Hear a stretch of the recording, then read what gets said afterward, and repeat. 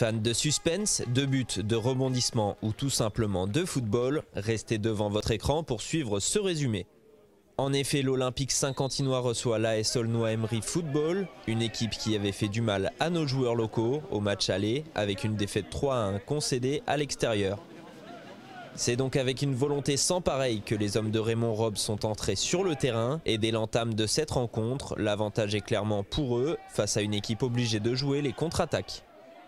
Et c'est donc naturellement les Rouges qui se procurent les meilleures occasions, mais sans succès jusqu'à la 23e minute, et une belle passe à l'avant d'Adama Camara en direction de Tagro Yao sur l'aile. Le portier de Aulnois est pris à contre-pied et ne peut rien faire, ouverture du score de l'Olympique. Piqué au vif, la réaction des visiteurs ne se fait pas attendre. Loïc Détré, bien servi sur l'aile, lance dans l'axe Jim Saïd qui profite d'une sortie hasardeuse de Grégory Chocnet, pourtant impérial jusque-là, pour ramener son équipe à égalité, un partout.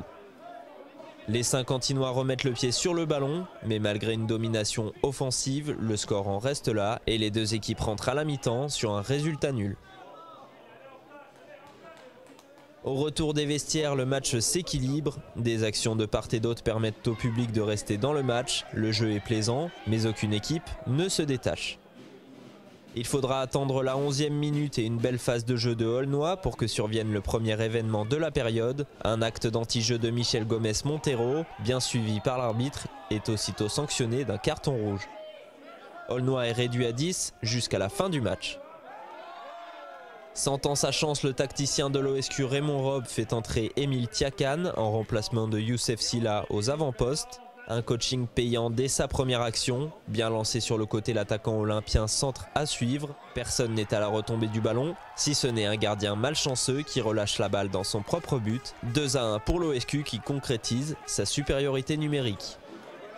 14 minutes plus tard, les locaux ont la possibilité de tuer le match par l'intermédiaire de Adama Camara, esselé à la pointe de l'attaque. Mais le défenseur d'Aulnois tacle le ballon au dernier moment. L'OSQ laisse passer une bonne occasion. Deuxième chance pour Camara quelques instants plus tard, servi par Florian Olivier. Cette fois, c'est le portier qui dévie une frappe peu puissante. Espérons que les Rouges ne regretteront pas ces actions un peu bâclées.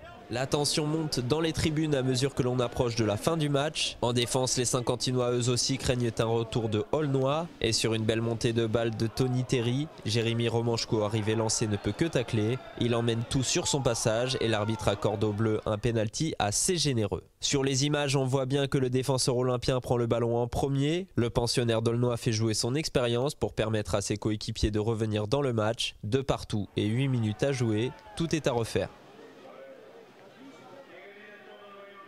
2 minutes plus tard, Boualem Amran, bien inspiré, centre dans la surface sur la tête de Geoffrey Karchi qui trompe le gardien. 3-2 et nouveau rebondissement dans ce match. Il ne faut plus laisser les Bleus revenir. Raymond remet du sang frais en attaque avec le nouveau joueur de cette mi-saison, Mahamadou Traoré. Si l'occasion de finir le travail se présente, il ne faudra pas la laisser passer.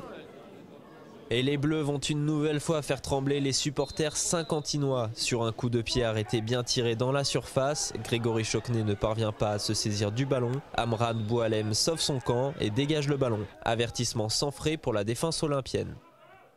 Il faut tuer le match pour s'assurer la victoire dans les dernières minutes et les Rouges ne vont pas laisser passer une nouvelle fois leur chance. Sur un long dégagement de la défense, Tagro Yao reprend le ballon et va défier le gardien. Au moment de tirer, il fait une passe millimétrée à Florian Olivier qui frappe en puissance dans le but. 4-2 pour l'OSQ qui plie le match.